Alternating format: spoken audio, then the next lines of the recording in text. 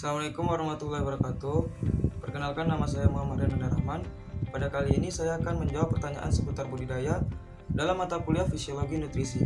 Baik, pertanyaan pertama mengenai bagaimana proses fermentasi dapat meningkatkan nutrisi bahan baku pakan, dan jika ditambahkan ke komposisi pakan, apakah bisa memberi pengaruh dengan penambahan enzim atau bakteri yang berdampak pada pertumbuhan. Baik, saya akan menjawab. Pertama, fermentasi merupakan suatu proses yang terjadi melalui kerja mikroorganisme atau enzim untuk mengubah bahan-bahan organik yang kompleks menjadi seperti protein, karbohidrat, dan lemak menjadi molekul-molekul yang lebih sederhana. Pada prinsipnya, fermentasi dapat mengaktifkan pertumbuhan dan metabolisme mikroorganisme yang dibutuhkan sehingga membentuk produk yang berbeda dengan bahan bakunya.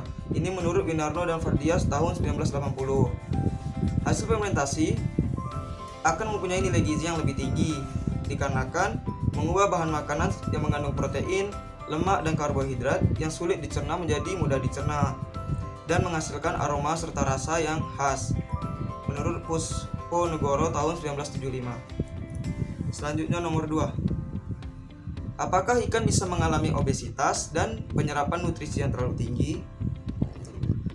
Pada prinsipnya, obesitas atau tingginya persentase lemak di dalam tubuh diakibatkan oleh adanya kelebihan energi yang tidak dimanfaatkan oleh tubuh, sehingga nutrisi disimpan menjadi lemak pada tubuh.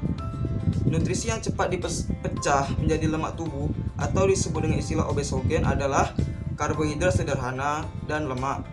Sedangkan pada ikan, lemak dan karbohidrat digunakan sebagai sumber energi dan dibutuhkan dengan jumlah yang tidak begitu besar, sehingga tidak akan terjadi penumpukan lemak atau obesitas.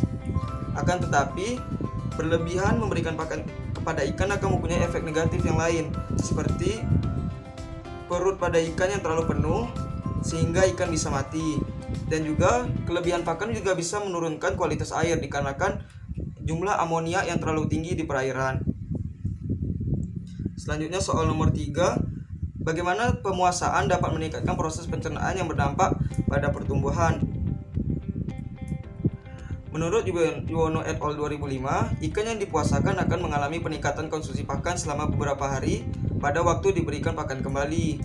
Menurut Catokondi and Yan 2001, bahwa puasa selama periode tertentu, yaitu selama 1 atau 3 hari kemudian diikut dengan memberikan pakan kembali, akan menyebabkan ikan mengalami hyperhagia, yaitu periode di mana nafsu makan ikan meningkat selama 2-3 hari, kemudian menurun kembali ke nafsu makan normal.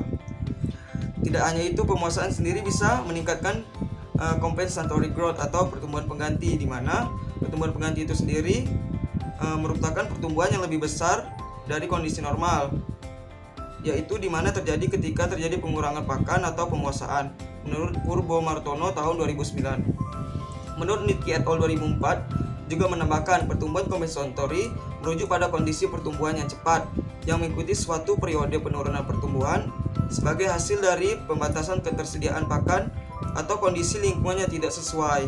Pembatasan pakan baik secara tunggal maupun periodik mampu meningkatkan kecepatan pertumbuhan, yang merupakan fase percepatan pertumbuhan setelah ikan diberikan pakan kembali, menurut Rahmawati et al. Tahun 2010.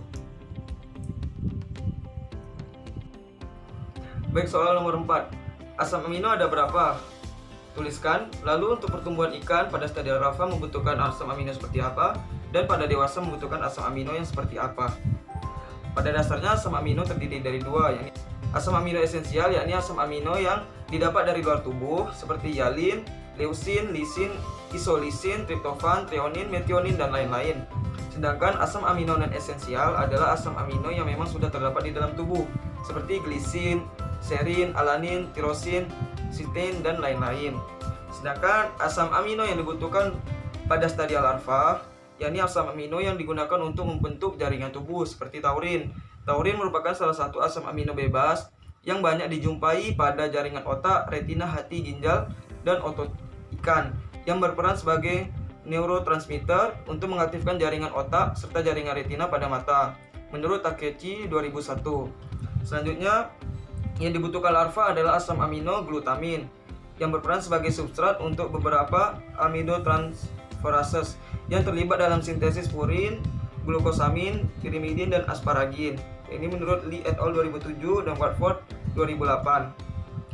Glutamin juga merupakan sumber energi dan berperan dalam biosintesis glukosa, gula amino, dan glutathione menurut Tapiero et al. 2002. Lalu glutamin juga dapat memperbaiki struktur dan fungsi usus menurut Lin dan Xiao 2006. Sedangkan pada dewasa, pada dasarnya ikan dewasa membutuhkan asam amino esensial dikarenakan asam amino esensial tidak diproduksi oleh tubuh. Tetapi menurut penelitian, persentase asam amino yang dibutuhkan yakni pada ikan gurame yang paling tinggi adalah lisin. Lisin sendiri merupakan asam amino esensial yang dapat mengoptimalkan pemanfaatan asam amino lainnya, sehingga jumlah protein yang termanfaatkan untuk pertumbuhan dapat meningkat menurut Alam et al. 2005.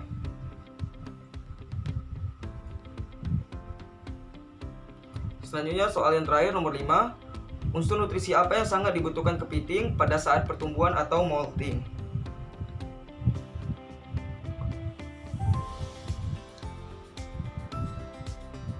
Nah, untuk makronutrisi yang dibutuhkan untuk pertumbuhan dan molting pada kepiting adalah protein dan karbohidrat. Menurut Anonim 2006, Crustacea sendiri memerlukan karbohidrat dalam jumlah yang banyak untuk pembakaran dalam proses metabolisme. Juga diperlukan dalam sintesis kitin dalam kulit keras, dan karbohidrat yang dibongkar dari tempat penyimpanannya karena dibutuhkan untuk sintesis protein. Sedangkan untuk recovery cangkang atau perbaikan cangkang dibutuhkan kalsium dikarenakan kalsium sendiri mampu mengeraskan cangkang kepiting setelah proses molting. Baik, ini saja yang bisa saya jelaskan. Semoga bermanfaat bagi yang melihatnya. Assalamualaikum warahmatullahi wabarakatuh.